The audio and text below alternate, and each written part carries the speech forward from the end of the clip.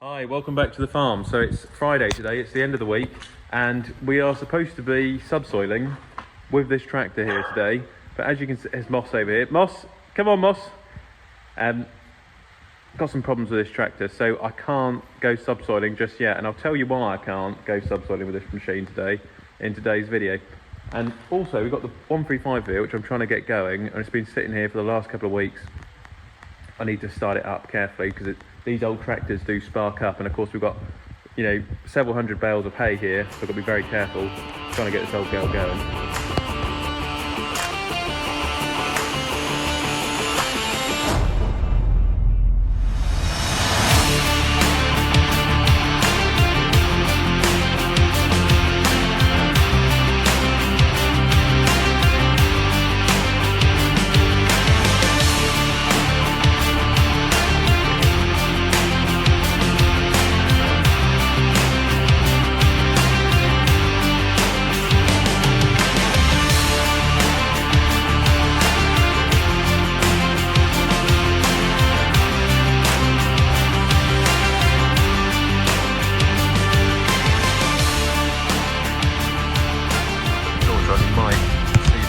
Yeah, as you can see, Craig and I, we cut the steps off today because unfortunately the nuts had seized all down here down the side, and it wasn't the cleverest design because when we cut the nuts off, unfortunately it's melted the plastic in order to hold the nuts in. Hello Moss.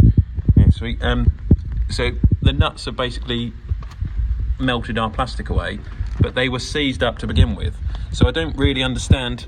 I mean, it wasn't really the best place to put those parts, but those nuts were what was sitting here in the mud, you know, in the muck over the years, and that's what seized up. Anyway, the other side was just a flathead, so you couldn't get any grip to take the nuts off, so we ended up cutting them off with an angle grinder.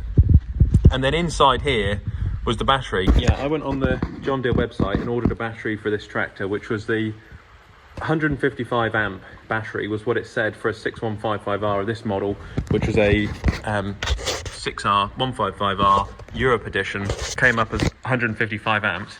But anyway, long story short, the battery which we pulled out today was 174 amp, so it's actually a bigger battery than it actually says on the John Deere website for this tractor. So some, I don't know, were maybe fitted with 155 amp, but I don't know why it came up on the computer as that. So anyway, we'd ordered that and it would arrived, so now it's had to be sent back, and now we've ordered one of these.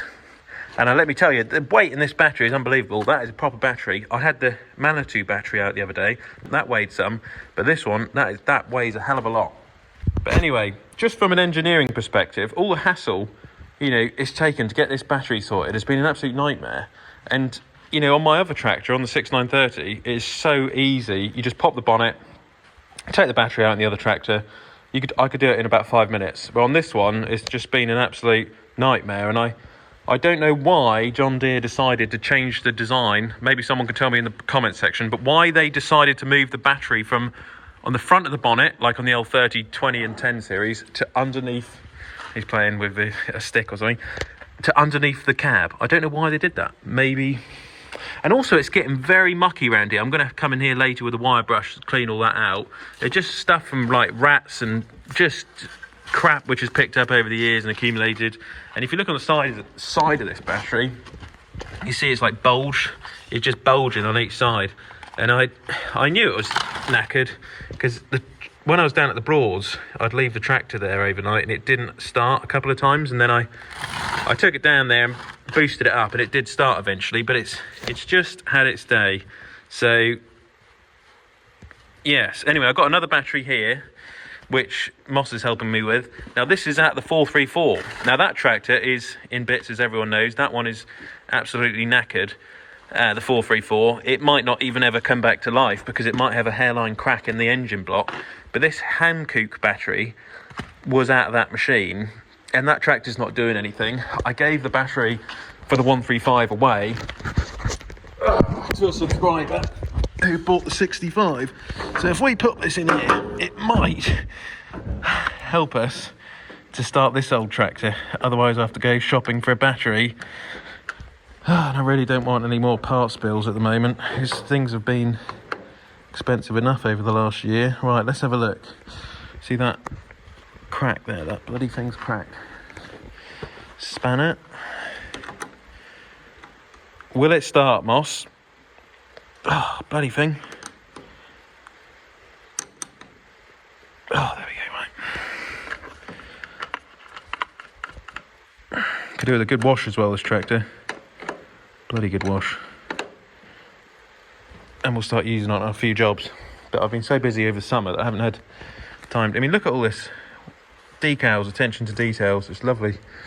Lovely old girl. But we'll try and start her up. There we are. The 6R. We got the wrong battery for it because on the website it said 155, even though we took the tractor apart, is 174 amps. I'm sure the 155 amp we'd ordered would probably start it, but obviously for some reason that 174 amp battery is in this tractor, and I think in the later years, because it was a late 2017, they must have slightly changed the battery on that machine, and that's why I got the battery wrong. But anyway, we're going to start the pride and joy now, 135, and start using it on a few little jobs around the yard. It wants to fire and light. Preheat it. I'm not sure if it's going to start because that battery's been in that old tractor for quite a long time, just sitting there in the shed. So I have absolutely no idea what's going to happen.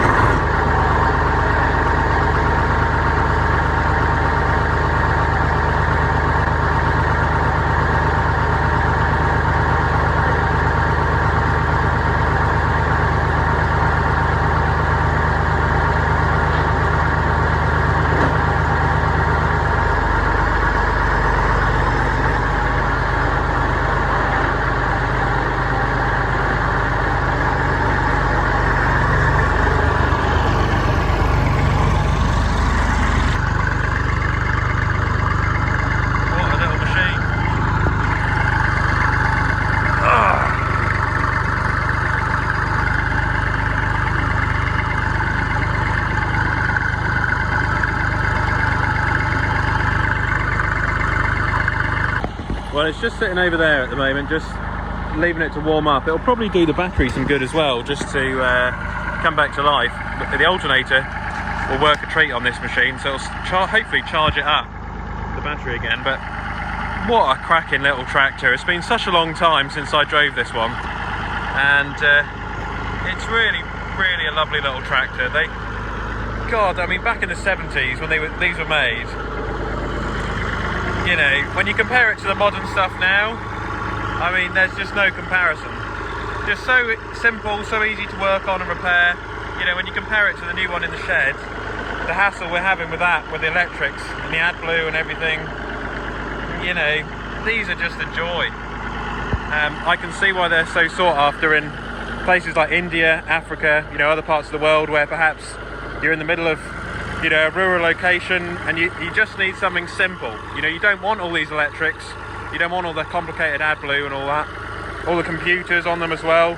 You know, even the 6930, as much as I love that tractor, it's still not 100%. It still has a lot of ECUs and electrics, whereas this, all mechanical. This is proper, how they used to be, you know? Just a real beaut, you know? One of my favourite tractors, this one. So yeah, we'll take her up for a spin and give her a wash off at the wash bay.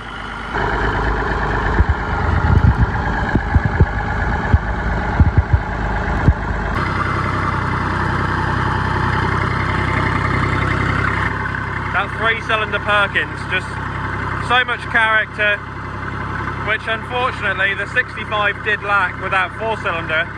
It was just a bit flat, whereas the 135, that 3-cylinder burble, is so distinctive and recognisable. It's just got heaps and heaps of character. Well, there you go, I've just pulled up to where we're getting these bales in from.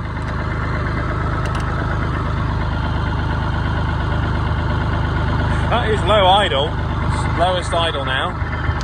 It's I didn't bring Moss with me in case he got run over by this one. It is the same tractor as it was all those years ago, how I remember it in its original condition. but it's also not the same tractor because it drives completely differently. You know, the front axle has all been redone up, you know, so all the bearings on it are nice and tight. The engine runs as sweet as a nut. It is sort of a different tractor now, and I have for it a bale spike in the shed. We've got one bale spike. Can you leave in the comment section any other attachments that we should get for this tractor? Because I'd like to start using it. It needs to do a bit of work, pay its rent, because it owes the farm the restoration costs. So if you've got any ideas, leave it in the comment section.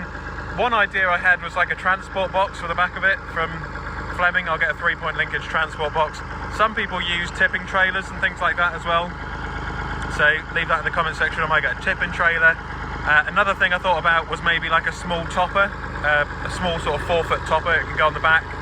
And also, some people use log splitters on them, but I don't know how you use the log splitter because of the single acting spool. So you'd have to fit in a free flow return. Another thing which would be quite fun was a plough, Ransom's plough. Absolute fortune these days, second hand, those Ransom ploughs. So yeah, I've got a couple of ideas for it. We will start using it now. Top link needs to go on the back. I haven't got one with it, didn't come home with a top link.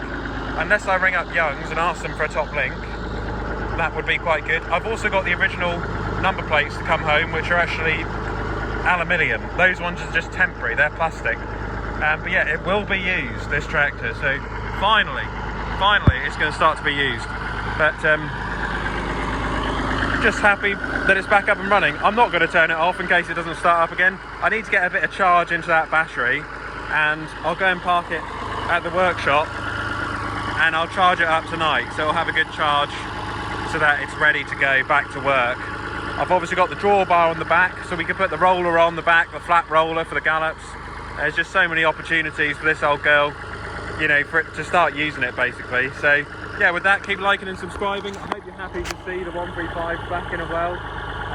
It is my favourite tractor, hands down, even more than the 6930, even though that's a fantastic tractor as well. I like that one in different ways. I suppose that's a modern classic, and this is more of your vintage classic. 1969, swept axle, all original as well. It's all original, all been done up originally, except for the tyres, which are the Diamond Goodyears, which I really wanted on this tractor because that was how it came from factory. So it's been a long time getting to this point, but it has been worth it because it is my childhood tractor and I absolutely love it. So yeah, thanks for watching. Leave some comments about the 135 if you've got some attachment ideas, and with that, keep liking and subscribing, and I'll catch you on the next one.